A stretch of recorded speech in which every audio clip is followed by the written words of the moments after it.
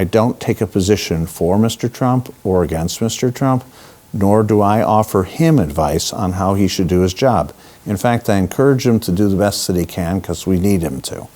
But that notwithstanding, it's not political. It's about taxes, and they owe us money. What I was afraid of was not retaliation, because I'm not attacking a man, I'm attacking the unlawful application of law. So I don't really think of Mr. Trump on the other side. It's not us against Mr. Trump. It's us against a law that was incorrectly applied. I expect the government to give me my money back with interest. And as soon as they do, we'll start spending it, because that's what we do. And right now, I'm trying to guide the company back to normalcy, which is a state of mind, not a condition. And so we want to run our company again. Wow, that's a lot of people.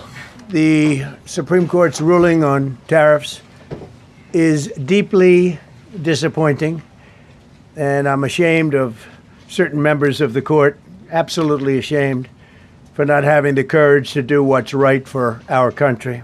I'd like to thank and congratulate Justices Thomas, Alito, and Kavanaugh for their strength and wisdom and love of our country. Foreign countries that have been ripping us off for years are ecstatic. They're so happy. And they're dancing in the streets, but they won't be dancing for long, that I can assure you. The Trade Act of 1974, Sections 122, 201, 301, and the Tariff Act of 1930, Section 338, all clear, but it's a little bit longer process. I thought I'd make things simple, but they didn't let us do that.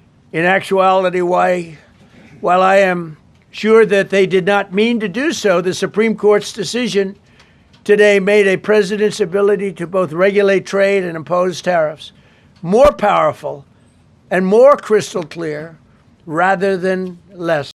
Donald Trump's speech is just like his tariffs: erratic, disorganized, based on fiction. Trump's tariff tax was illegal, and the courts agreed.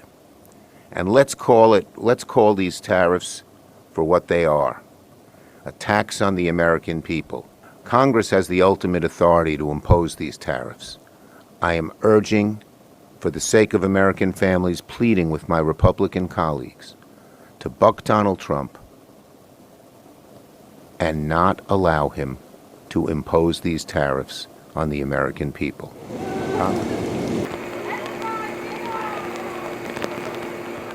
I think it's a terrible ruling by the Supreme Court. I think it's an awful decision. I think the tariffs have been absolutely working. If you look at any metric or any data, there's been a tremendous amount of manufacturing, onshoring. There's been $20 trillion of commitments that are coming into the country.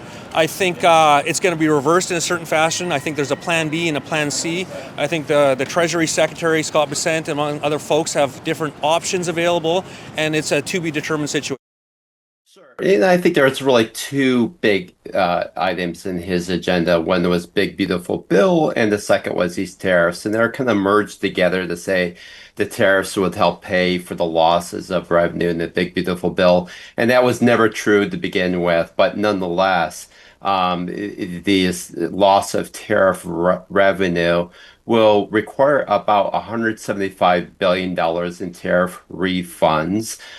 Today, technically, the Supreme Court didn't talk about the refunds, but it's generally understood that those refunds would therefore be required. And then secondly, it's really going to lead to questions of whether President Trump will try the other mechanisms in trade law to try to replace that tariff revenue. Here's what I'll say is that markets definitely want this tariff revenue to kind of go away.